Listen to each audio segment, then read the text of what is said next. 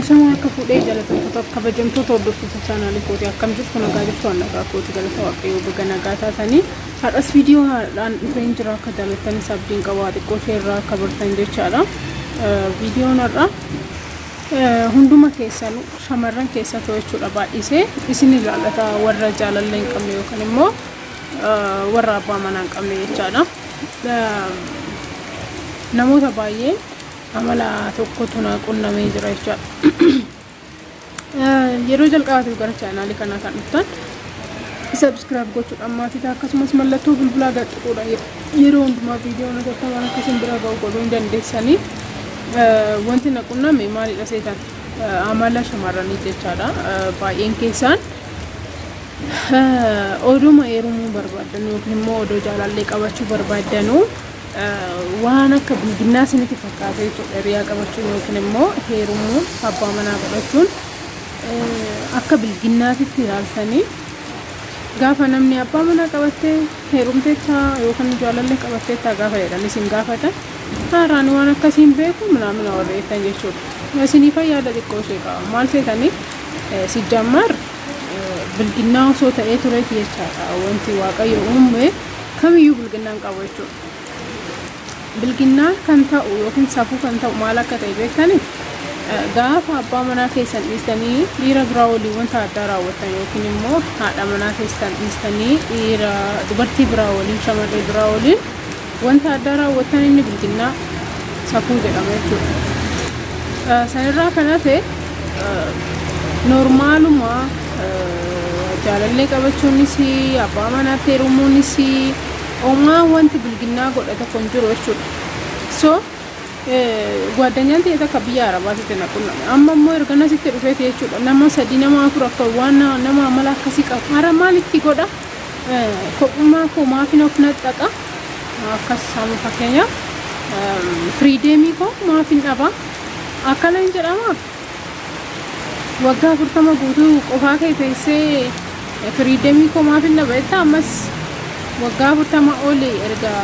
qofaa teessetti singoo waggaa 40 booddee immoo amma ka'eeru gaafa siin jedhani kaatitoo ani qofaa koo naawayyaa qofaa kiyya dhabuu qofaa koo naawayyaa nacaannatii koo yookiin freedom koo dhabuun barbaadu jetta ammas anna of amansiisaa siin jedha. Amma meebi rakkoon keessan rakkoo biraa ta'uu danda'a. Jaalallee amanamaa argachuu baachuu dandeessanii namni sirrii ta'e tokko silaa akkuma beekamu waaqayyo akka carraatitti yoo isiniif kenne malee namuma akka garaa keessanii nama qulqulluu nama isin yaaduu dandeessan arguu dhiisuu dandeessan. Garuu immoo milkinaanni sababni kun osoo jiru sababa biraa uumuu sababa biraa isin dhiyeessuun qabdan jechuu malammaa ati erga jaalallee sirrii ta'e ana nama sirrii ta'e hin arganne jechuu ni dandeessa. Amma waan akka safuutitti ilaaltanii kaatanii immoo warra kaatanii gaafa namni maaf hin heerumtu maaf abbu jaalallee hin qabattu maalitti gaafa isiniin jedhanii baay'ee namni waa'ee jireenya keessanii nama galchu namaaf jecha osoo hin taane warra of gowwoomsitan jechaadha. Sirrii miti hiriyaa qabachuu sirrii miti yookaan immoo abbaa manaatti heerumuu sirrii miti jettanii warra of amansiistanii fayyaada kana isinii kennuu barbaada. Bara meeqa of gowwoomsitu yaana mana bara meeqa akkana ofiin jechaa baatu amma bara 40 isin waan akkanaa haasaa baatu. So waan akkanaa naasaayinaa isin jechuu barbaade kan maaliif wanti hundinuu ni darbasi jammar wanti amma dhumaa taa'u tokko hin jiru wanti hundinuu ni jijjiirama. So sababa qabdan by the way sababan qabdan gaafa namni sin gaafatu garuu sababbii sobaa osoo hin taane kan dhiyeessuufi qabdan waanuma sirrii ta'e tokko okay ati jaalallee sirrii ta'e hin arganne taanaan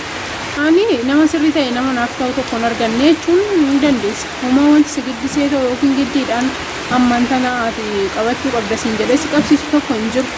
Garuu lafumaa kaasaniituma jechuudha. Gaafa namni maatii keessanis haa ta'u hiriyaa keessanis haa ta'u nama kaanis haa ta'u inna haraa ani maaf akkasuma gurraadhaaf jechuudha. Intinaan akkana janajjanaa bahe intinaan naasofsiisaa bahe even naasofsiisaa bahe warri jettan jechuudha. Okay isa nutti hin lakkaa'ina warra si naasofsiisaa bahe warra si raafachaa bahe sababii maaliitiif ishiin jedhanii fire nama sirrii ta'ee osoo argite ta'eeti atuu biran darbitu ture inni atiyyuu qaata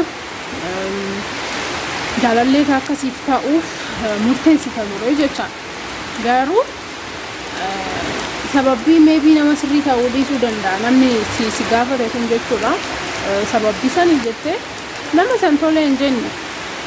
ammas taanaan ani maaf nama tokko tolee hin jenne jechaan jira osoo hin taane wanti namni jechaa jiru maalidha sitti fakkaate ofiin gowwoomsina bara meeqa of gowwoomsaa jiraattu gaafiin koo ifisuma kanaadha jechuudha maaliif okay yeroo tokko dhugaa isin jedha nama sirrii barbaadanii argachuu jechuun baay'ee tokkoon ulfaata maybe hojii gaafa mana barumsatii eebbifamtanii yookiin immoo qarshii keessan waan meeqa keessa seentanii gadi buutanii ol baatanii hojii tokko hummattan isatu salphata malee nama akka keessa isiniif ta'u nama jaalattan tokko argachuudha baay'ee ulfaata jechuudha so wanti namni isiniin jechuu barbaadu salphumatti sirriidha ni ulfaata nan beeka nama sirrii ta'e nama jaalala dhugaa isiniif qabu nama sirrii ta'e nama qajeelaa argachuudhaaf isinitti ulfaachuu danda'a garuu immoo of gowwoomsitanii baay'een keessa no ani jaalalleen barbaadu ani waan akkasii yaaduyyuu hin barbaadu firiideemii kiyya dhabuun barbaadu namni warri jettan jechuudha gonkumaayyuu waan akkasiin jedhina gonkumaayyuu jechuudha sababni isaatis kun firiideemii of dhabsiisuu miti tokkoffaa waaqumatu uume namni tokko wal jaalachuun walitti wal fuudhuun seeruma rabbi uume malee wanta adda ta'e wanta safuu wanta adda ta'e tokko miti bara meeqa of gowwoomsitanii isin jechuu barbaada እና of gowwoomsina ሰው gabaabumatti wanti naan isiniin jechuu barbaadu warri akka suutiin jettan warri akka safuutitti jaalallee qabachuu yookiin abbaa manaa qabachuu akka safuutti ilaaltan safuu miti isiniin jechuu barbaada